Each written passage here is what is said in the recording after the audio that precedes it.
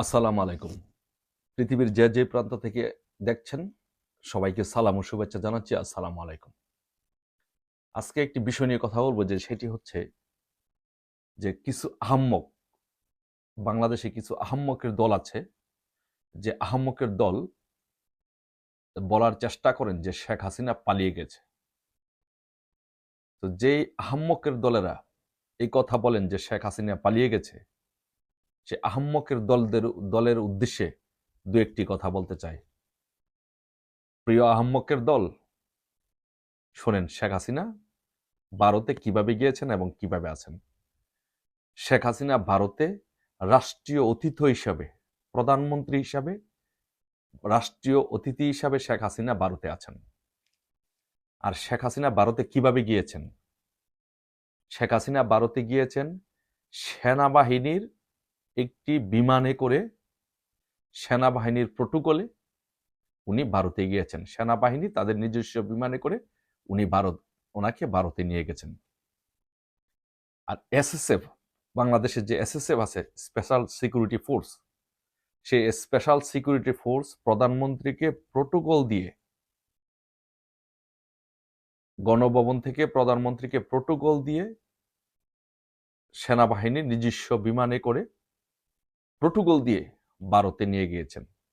কারণ এটা এসএসএফ এর দায়িত্ব, একজন প্রধানমন্ত্রী হিসাবে একজন প্রধানমন্ত্রীকে এসএসএফ হিসাবে প্রটোকল দেওয়া, এটা এসএসএফ এর দায়িত্ব। এসএসএফ সেই দায়িত্ব পালন করেছে, একজন প্রধানমন্ত্রীকে ভারতে নিয়ে গিয়েছেন, তাদের প্রটোকল দিয়ে তাদের দায়িত্ব তারা পালন করেছেন।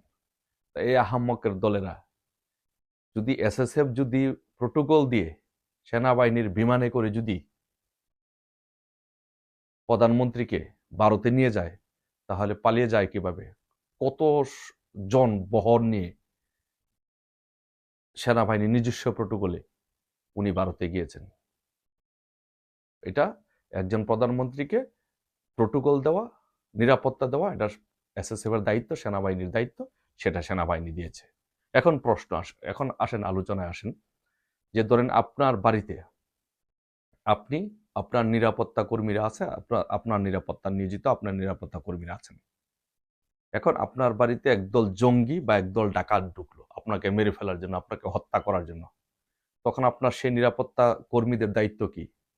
আপনার সেই নিরাপত্তা কর্মীদের দায়িত্ব হচ্ছে আপনাকে রক্ষা করা, আপনাকে প্রটোকল দেওয়া, আপনাকে সেফ রাখা।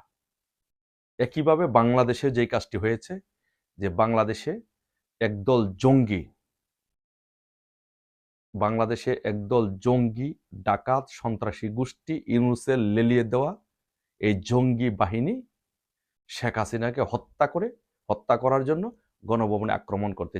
গণভবনে হত্যা করতে চেয়েছিল, যার নজির আমরা দেখেছি যে গণভবনে বিভিন্ন জায়গায় আক্রমণ করা হয়েছে। তাকে হত্যা করার জন্য এই জঙ্গিরা, এই ডাকাতরা গণভবনে হামলা করেছে। তো এসএসএফ ছিল শেখ হাসিনার নিরাপত্তা রক্ষার দায়িত্বে, প্রধানমন্ত্রীর নিরাপত্তা রক্ষার দায়িত্বে। এসএসএফ তাকে রক্ষা করার জন্য তাকে ভারতে নিয়ে গিয়েছে।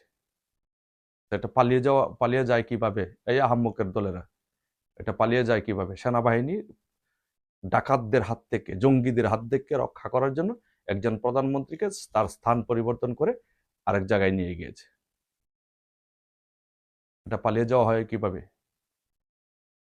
তো দিন যখন যখন ডাকাত দল যখন কারো বাড়িতে যখন আঘাত করে, কারো বাড়িতে যখন দখল করে, তখন রাতের আধারে যখন হামলা করে ডাকাতি করার জন্য যায়, তখন বাড়ির মালিক ভীত সন্ত্রস্ত থাকে। তখন তার যে কেয়ারটেকাররা থাকে বা নিরাপত্তা দায়িত্বে যারা থাকে, তারা তাকে রক্ষা করে।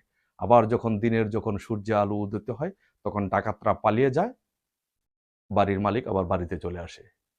একইভাবে এই বাংলাদেশে থেকে ইউনূস গং ডাকাত জঙ্গিরা ভোরের আলো ইনশাল্লাহ ফুটবে, পালিয়ে যাবে। শেখ হাসিনা প্রধানমন্ত্রী হিসাবে প্রধানমন্ত্রী বাংলাদেশে আসবে ইনশাল্লাহ। সেই সময় পর্যন্ত সকলে অপেক্ষা করুন। জয় বাংলা, জয় বঙ্গবন্ধু। শেখ হাসিনাতে আস্থা। আহাম্মকের দলেরা, শেখ হাসিনা পালিয়ে যায়নি, শেখ হাসিনা প্রধানমন্ত্রী, শেখ হাসিনা বাংলাদেশে আসবে ইনশাল্লাহ।